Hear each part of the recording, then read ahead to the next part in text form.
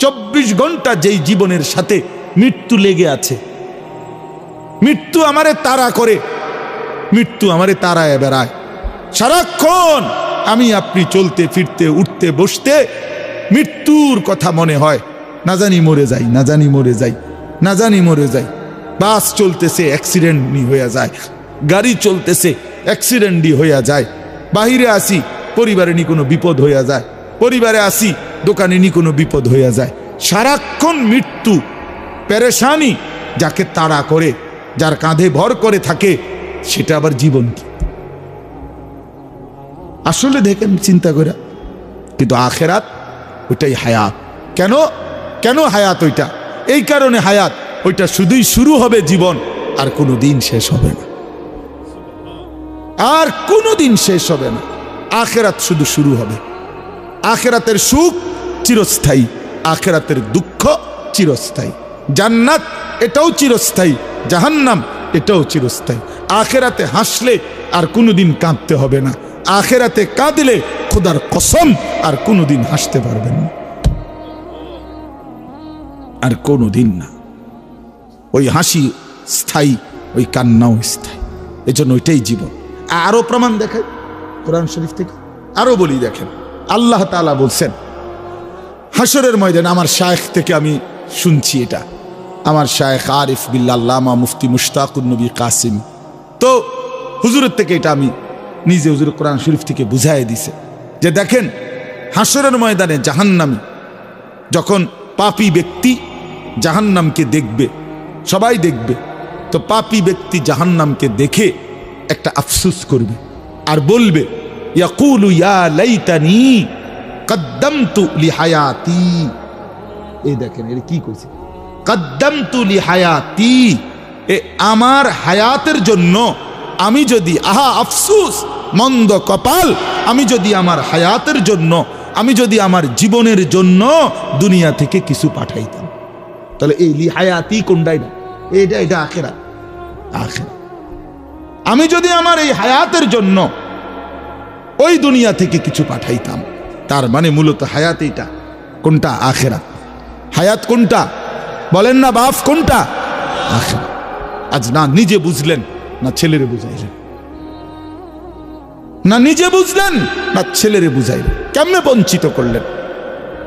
মাও বেপর্দা, মেয়েও বেপর্দা, বাবাও বিড়ি সিগারেট খান, ছেলেও মদ জুয়ায় আসক্ত, তো না নিজে ফিরলেন, না সন্তানকে ফিরাইলেন। নিজেও 5 ওয়াক্ত নামাজ পড়েন না, সন্তানকেও 5 ওয়াক্ত নামাজ পড়েন না। হায় মুসলমান, এরম বেকুব কেমনে হইলেন? এত আহাম্মক কেমনে হইলেন? মুসলমান এত গাফেল কিভাবে হইলেন? আপনিও মিথ্যা বলেন, সন্তানরও মিথ্যা শিখাইলেন। আপনিও হারাম রোজগার করেন, সুদের টাকা, ঘুষের টাকা, কিস্তির টাকা, ওজনে কম দেওয়া সন্তানকেও সেই হারামের রোজগারের মধ্যে লাগাই দিলেন। মানুষের শুনাইলেন ছেলে এই করে, সেই করে, ছেলে ওটা করে, সেটা করে। এসব শুদ্ধ মাইরে লাভ কি? আখেরাতে ফিডাও তো শুদ্ধ ফিডা দিবে, যারা শুদ্ধ তাকে ফিডাও তো শুদ্ধ, পরিষ্কার ফিডা। কথা বুঝছেন? হ্যাঁ হ্যাঁ, শক্ত ফিডা দিবে তো, শক্ত। ফায়াউমা ইদিল্লা ইউআযযিবু আযাবাহু আহাদ। আল্লাহ বলছে নাফরমান মনে রাখিস, আমি আল্লাহ হাসরের ময়দানে যে আযাব দেব, এই নাফরমান, এমন আযাব তোকে কোনো দিন কেউ দিবে না। ওয়ালা ইউথিকু ওয়াতাকাহু আহাদ। আল্লাহ বলে নাফরমান বান্দা, হাসরের ময়দানে আমার মতো আমার ফেরেশতারা তোমাকে যেভাবে বাঁধবে, এমন বাঁধা তোমাকে আর কেউ বাঁধবে না। এই জন্য বাপ চলেন, জিন্দিগির মূল ফিকির আখিরাত। আপনারা যদি আমাদেরকে বলেন এই মোল্লা মুন্সি হুজুররা, কিছু হুজুর আছে শুধুই কেবল আসমানের উপরে আর মাটির নিচের কথা বলে, এইগুলো নিয়েই পড়ে থাকে।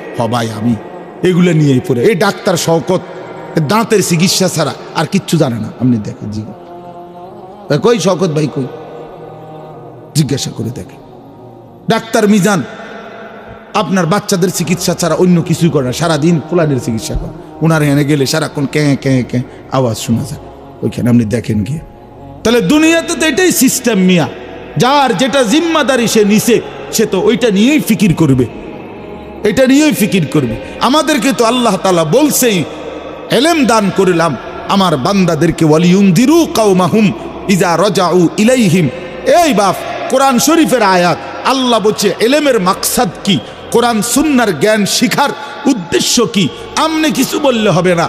আল্লাহ কোরআনে ভাঙ্গা বলে দিছে, দায়িত্ব হইল তোমরা ইলম অর্জন করে গভীর জ্ঞান হাসিল করে নিজ এলাকায় মহল্লায় জনসাধারণের মাঝে যখন ফিরে আসবা তখন তোমরা তাদেরকে আল্লাহর ভয়, কবরের ভয়, আখিরাতের ভয়, জাহান্নামের ভয় দেখাইবা, যেন তারা লাআল্লাহুম ইয়াহজারুন, যেন তারা ভয় পায়, আখিরাত শিখে, পরকাল শিখে, জাহান্নাম থেকে বাঁচতে শিখে, জান্নাতের আশা করতে শিখে। এটা আল্লাহ দায়িত্ব দিয়েছেন কোরআনে।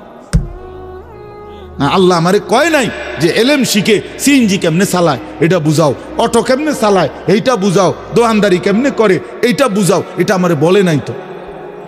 বললে আমি এটা ফাইললে এটা ফাটতাম না কেন? কথা বলেন না কেন? আমি যদি এটা বুঝাইতে পারি তো এটা বুঝাইতে পারতাম না কেন? আমি ওইটারও প্র্যাকটিস করলে পারবো না বুঝাইতে? কথা বলে, একটা মুদি দোকান কিভাবে সাজাবেন, বদনা রাখবেন কোথায়, লোড়া রাখবেন কোন জায়গায়, বালতি রাখবেন কোনখান দিয়া, পেঁয়াজ থিবেন কোনখান দিয়া, আলু থিবেন কোনখান দিয়া, এটা আমি বুঝাইতে পারতাম না। না বুঝানোর কি আছে? আমি 2 দিন দোকানদারি করলেই তো হইল। এটা না বুঝার কি? এই জন্য বাপ, আমাদের জিম্মাদারি এটা।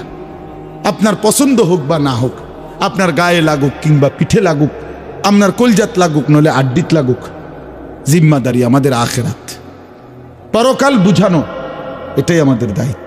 নবী সাল্লাল্লাহু আলাইহি সাল্লামের প্রথম দায়িত্ব, যেদিন প্রথম আল্লাহ তাআলা নবীজিকে মানুষের কাছে ডাকতে বলছেন, প্রথম তো ইকরা বিসমি রাব্বিকাল্লাযী খালাক, এই আয়াত নাজিল করছেন। এখানে কোনো দায়িত্ব দেয় নাই, বলছে আল্লাহর কোরআন পড়েন, আল্লাহর নাম নেন।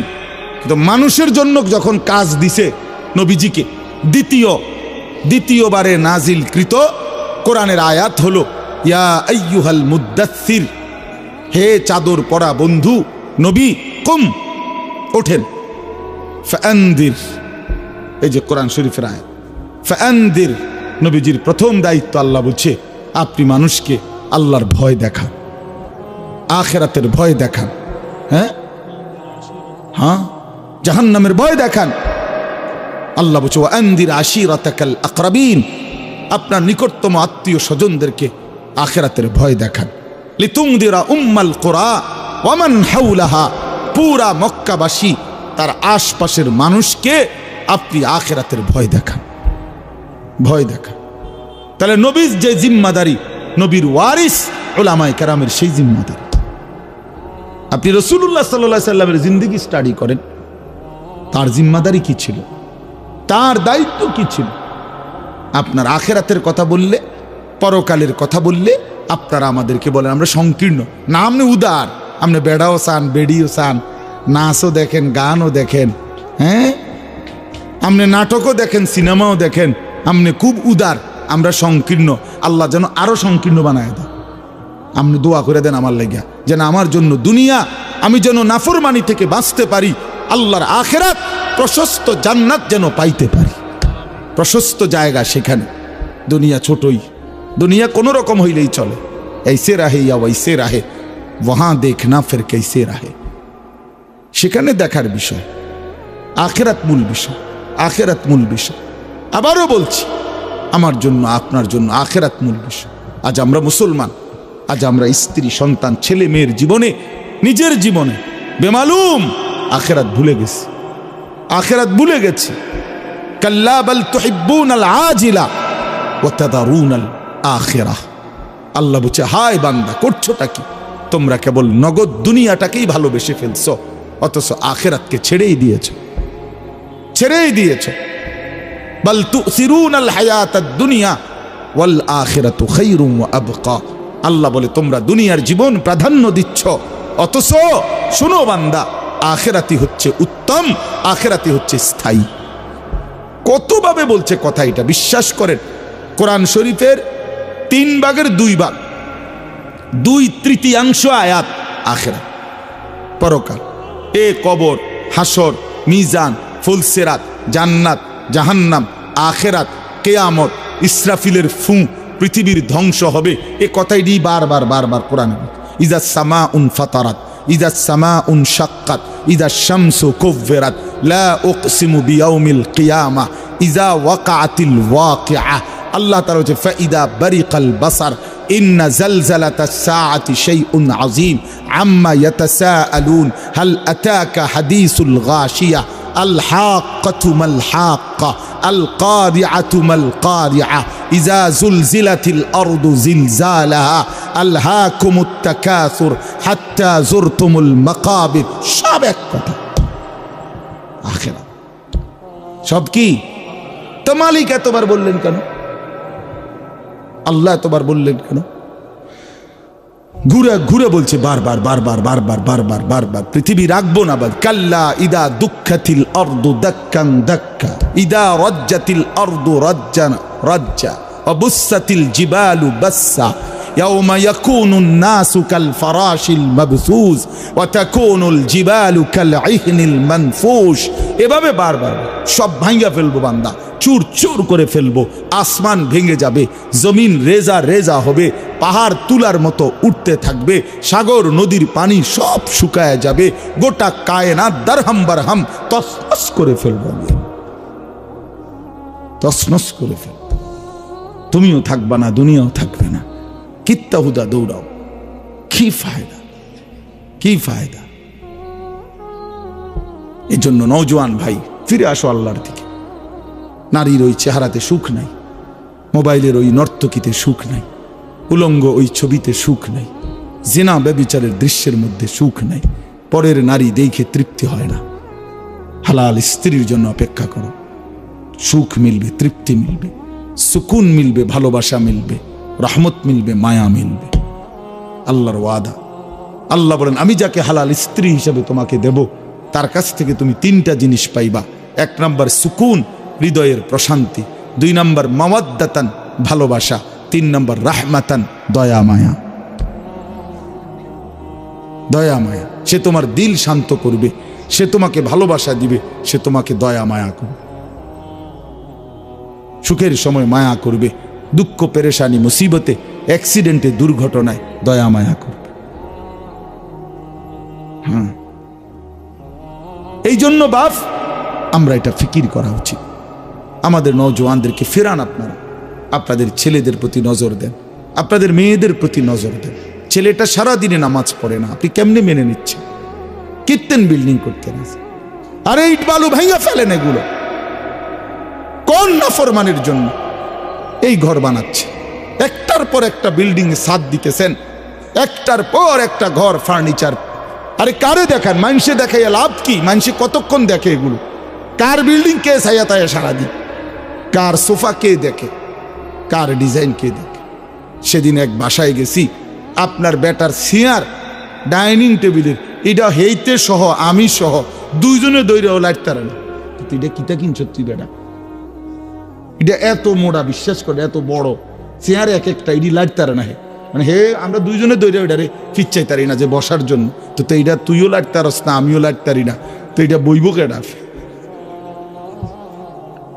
না না, একটা জিনিসের ইনসাফ তো থাকা চাই। কি আশ্চর্য!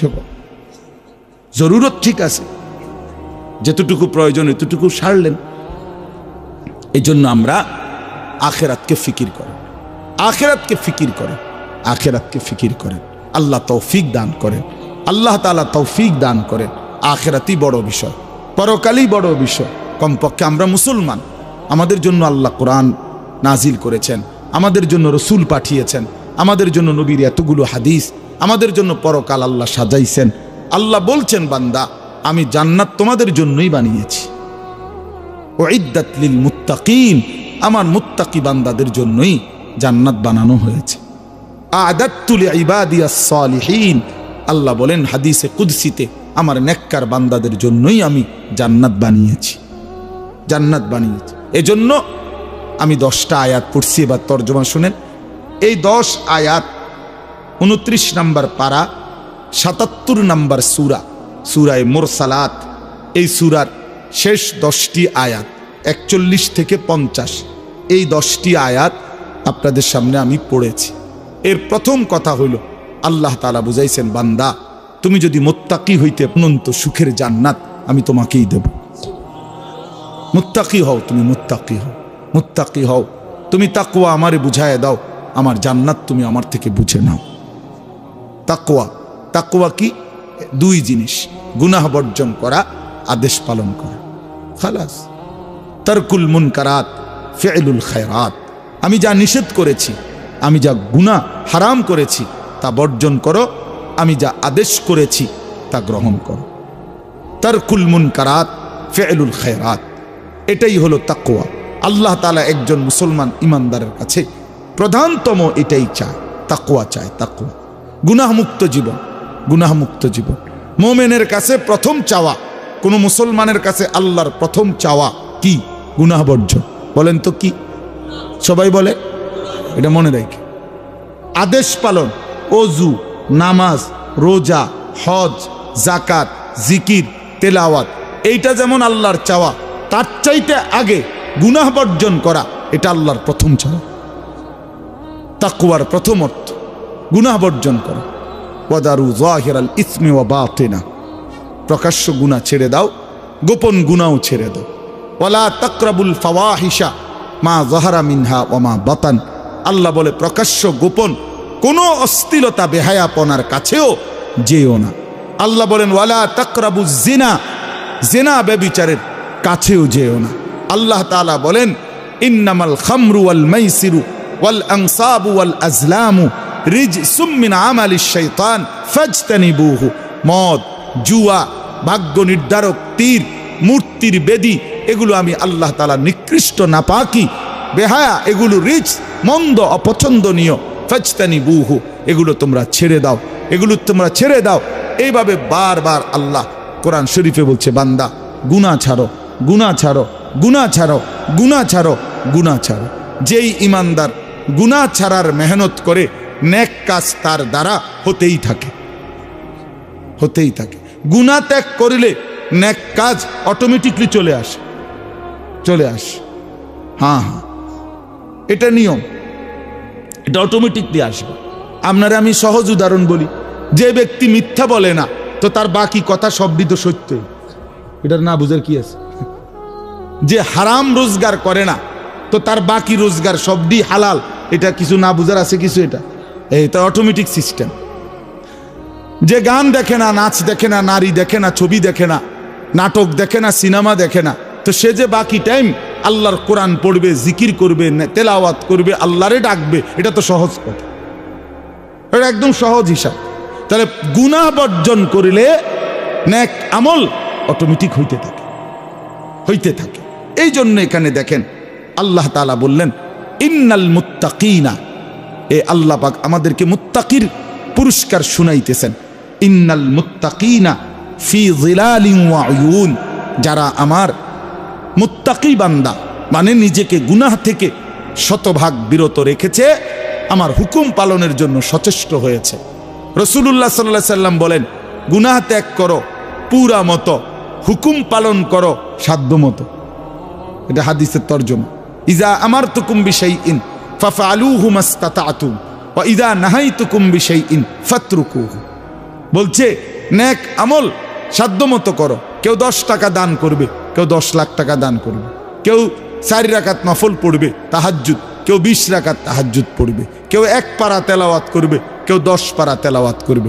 নেক কাজের মধ্যে তোমরা সাধ্যমতো করতে থাকো, কিন্তু গুনাহ বর্জনের ক্ষেত্রে সকলেই শতভাগ গুনাহ বর্জন। মিথ্যা সবাই ছেড়ে দাও, চুরি সবাই ছেড়ে দাও, জেনা সবাই ছেড়ে দাও, ব্যভিচার সবাই ছেড়ে দাও, হারাম রোজগার সবাই ছেড়ে দাও। তাহলে গুনাহ কি? পুরা মতো ছাড়ো। এই জন্য গুনাহ বর্জন এটা মূল বিষয়। আরবিতে বলে দফউল মুদাররাতে মুকদ্দামুন আলা জালবিল মানফা, আগে ক্ষতি সরাও এরপরে উপকার করো। আগে ক্ষতি সরাও। বাড়ির দরজায় আসছে ভিক্ষুক, ভিক্ষার জন্য, চাউলের জন্য বা টাকার জন্য, বাড়ির ওয়ালার কুত্তা দরজার সামনে এমন জোরে খেউ খেউ করে উঠছে, বেটার পালা কুকুর, বেচারা তখন চিল্লাইয়া বলতেছে, ভাই আল্লাহর দোহাই, চাইলের দরকার নাই, আমার চাইলেও লাগতো না, টাকাও লাগতো না, কুত্তা হরা বাবুরে আমার টেহা লাগতো না, আমার টাকা দরকার, আমার আপনার আরো কিছু দিমু, কিন্তু কুকুর যাতে না কামড়ায় আমার। ক্ষতি যাতে না করে উপকার করেন না, থাক দরকার নাই বাবুরে, চাইলের দরকার নেই। এইটারে আরবিতে বলে উজবুবিল কাল, কুকুর সরাও, ভিক্ষা বাদ দাও, হ্যাঁ না ভিক্ষা থাক কুত্তা সামলাও। হ্যাঁ, তার মানে ক্ষতি করো না, উপকার পরে, আগে ক্ষতি করো না। এই জন্য আল্লাহ তাআলা বলেন বান্দা গুনাহ ছেড়ে দাও। নবীজি বলছেন ইত্তাকিল মাহারিম, হারাম ছেড়ে দাও। নবীজি বলছেন ফাত্তাকুদ দুনিয়া, দুনিয়ার ধোঁকা থেকে বেঁচে থাকো। ওয়াত্তাকুন নিসা, নারীর ফিতনা থেকে বেঁচে থাকো, বেঁচে থাকো। তার মানে গুনাহ থেকে বাঁচো। তো আল্লাহ তাআলা বলেন ইন্নাল মুত্তাকিনা, নিশ্চয়ই যারা মুত্তাকি, গুনাহ থেকে বেঁচে থাকবে, নিজেকে আল্লাহ তাআলার হুকুমের অনুগত রাখবে, তাদের পরিচয় হলো মুত্তাকি, তাকওয়াবান। আল্লাহ বলেন তাদের পুরস্কার শোনো, ফি যিলালিন ওয়া উয়ুন, তারা জান্নাতের ছায়ায় ঝর্ণা ধারা বেষ্টিত আমার সুখের জান্নাতেই বসবাস করবে। ফি যিলালিন, এক নাম্বার, জান্নাতে কখনোই রোদ হবে না, জান্নাতে কখনোই চোখে কষ্ট হয়, শরীরের জন্য অসহনীয় এমন কোনো আলো, তেজ, তাপ জান্নাতে হবে না, বরং 24 ঘন্টা জান্নাত ছায়াওয়ালা হবে।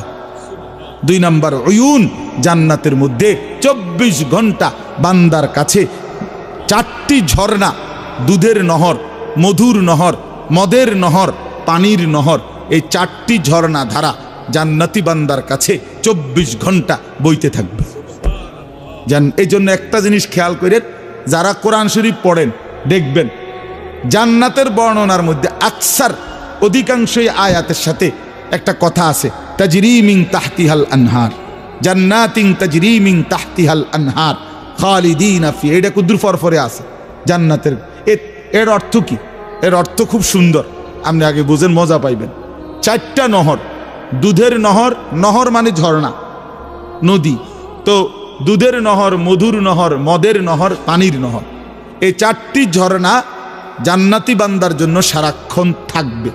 কিন্তু দুনিয়ায় থাকার সিস্টেম হইল সারাক্ষণ, মনে করেন এখান দিয়া 4টা পাইপ দিয়া ট্যাপ আছে, আপনার যখনই মন চায় এনে আছে, একেবারে 1 সেকেন্ডের জন্য মোটরও অফ হইতো না, কারেন্টও যাইতো না, আপনি নিয়ে যাবেন শুধু।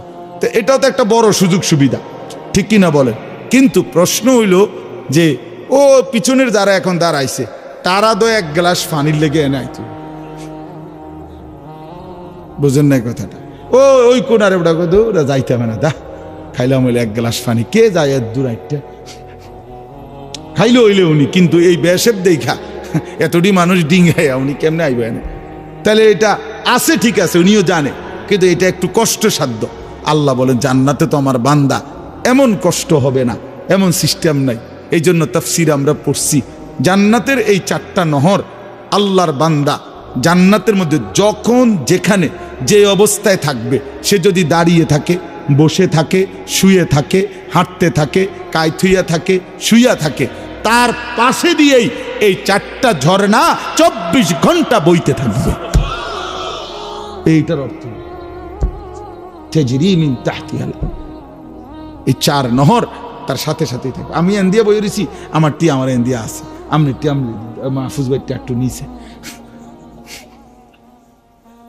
বুঝছেন না কথাটা? যার যারটা যার সুবিধা মতো, আমনে এনে আইনের দরকার নাই, আমি ওইখানে যাওয়ার দরকার নেই। ইন্নাল মুত্তাকিনা ফি যিলালিন ওয়া উয়ুন, রব্বুল আলামিন বলছে ছায়া বিশিষ্ট, ঝর্ণা বেষ্টিত জান্নাতের মধ্যেই আমার গুনাহ মুক্ত জীবনটা নাফরমানি থেকে বাঁচাইছে সেই বান্দা থাকবে, সেই বান্দা থাকবে। ভাইয়া, সুখ আমরাও কামনা করি, মজা আমরাও চাই, কার না মন চায় সুখ, ফুর্তি, আনন্দ, বাকি আমরা একটু সবর করি এর আর কি, একটু এ দেখতে দেখতে যাইব গা, বাপ চাচা সব মরিয়া গেছে আর আমি মরতে কয়দিন। হ্যাঁ, মরেই তো যাব, এই দেখতে দেখতেই ফুরায় যাবে। এরপরে আল্লাহ তাআলা বলেন ওয়া ফাওয়াকিহা মিম্মা ইয়াশতাহুন, আল্লাহ তাআলা বলেন আমার বান্দাকে জান্নাতের মধ্যে তার চাহিদা মতো অফুরন্ত ফল ফলাদি দ্বারা আপ্যায়ন করা হবে। অফুরন্ত, আচ্ছা এই অফুরন্তের অর্থ কি? অফুরন্তের অর্থ হলো আল্লাহ আরেক আয়াতে বলছে লাহুম মা ইয়াশাউনা ফিহা ওয়া লাদাইনা মাজিদ, জান্নাতে আমার বান্দা নিজের থেকে যা চাইবে তাও তাকে দেওয়া হবে, আর আমি আল্লাহর পক্ষ থেকে বান্দার চাওয়া শেষ হলে আমার থেকে আরো কোটি কোটি কোটি কোটি নিয়ামত দেওয়া হবে। মনে করেন ফেরেশতা জান্নাতের মধ্যে একজন জান্নাতি বান্দাকে বলল যে ভাই সাহেব আপনারে ফল দেব, এখন কি কি ফল দিতাম আমনে কন। তো আমি মনে করেন কয়টা ফলের নাম জানি, আচ্ছা নইলে 10টার নাম কইতে পারবো। আপেল, মালটা, কমলা, আঙ্গুর, নাশপাতি, ড্রাগন ফল, আনার, পেয়ারা, পেঁপে, হ্যাঁ সেফুদা। ইসরাফিল ভাই কইতেছে সফেদ